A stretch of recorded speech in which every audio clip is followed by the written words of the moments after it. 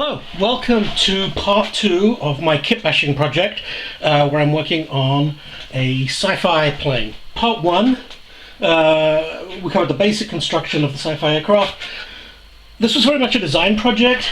I wasn't just building a kit, I was still finding exactly the design I wanted as I went along, a little bit like sculpting.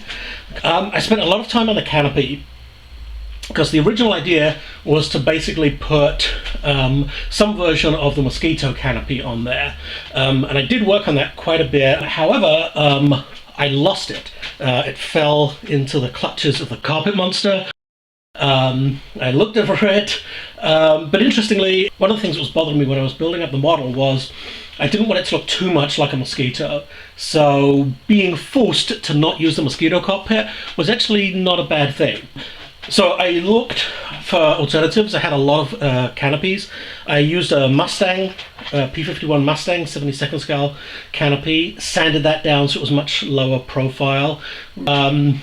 While I was doing that, it cracked.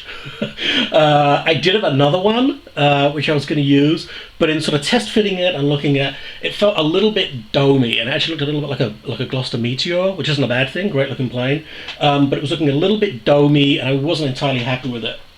So serendipity stepped in again, and this time I used a canopy from a 1/72nd scale Nat. Which was much longer than the opening and much more than I had room for. So I cut the back of it off, and I also sanded the top sort of flat to give it a bit more of an angled look and make it look a little bit more like it belonged to the plane. So anyway, that's what's on there now. It looks pretty good. I wasn't sure what I was going to do in terms of colors. I had everything in mind from sort of a light gray X-wing fighter type livery to a sort of Cold War RAF, cold greys and greens. But what I ended up with, what seemed like it fit well, was sort of a variation, totally made up, but a variation on the sort of 1950s US Navy paint scheme. Those planes were very sort of dark glossy blue and it looked really good. So I went with a variation of that. It's dark blue on the top, light grey underneath with a white tail fin and some white trim.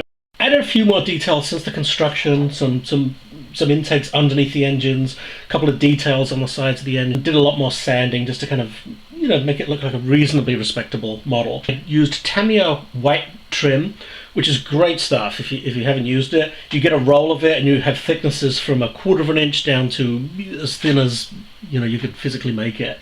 So I used some of the thin stuff and basically cut it to size and just used it as the demarcation between the grey and the blue, and you can see it around the engine nozzles and on the fuselage.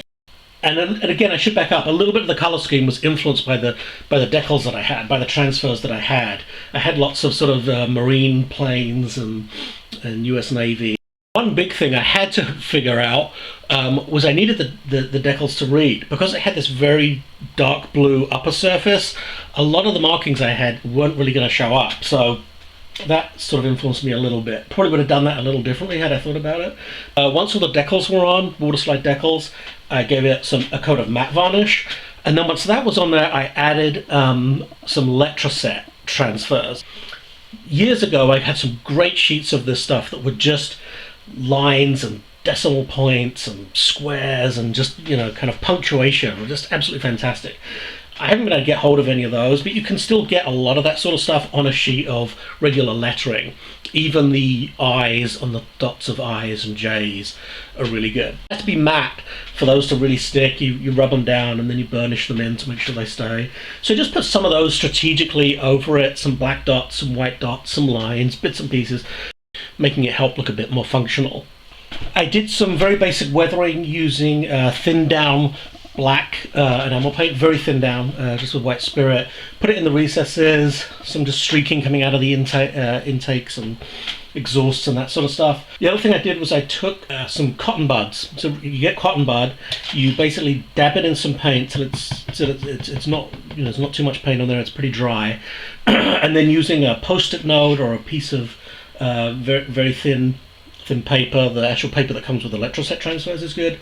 You put that down over a panel line which has a nice straight edge, and then you basically drag the cotton swab over that, and it basically gives you very much a dry brush effect, just of some panel lines, and you kind of smudge that in, and just kind of gives you some paneling. I use the cotton swabs purely because I find this sort of thing can be quite brutal on paintbrushes. Cotton swabs are just cheaper than the paintbrushes, and because you're just doing a couple of swipes, you don't really lose any of the cotton swab on the model.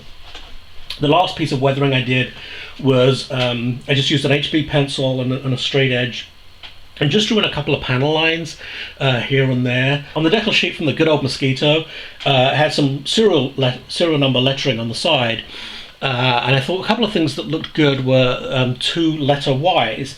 They were in the same kind of color red as the arrow marking I put on the tail.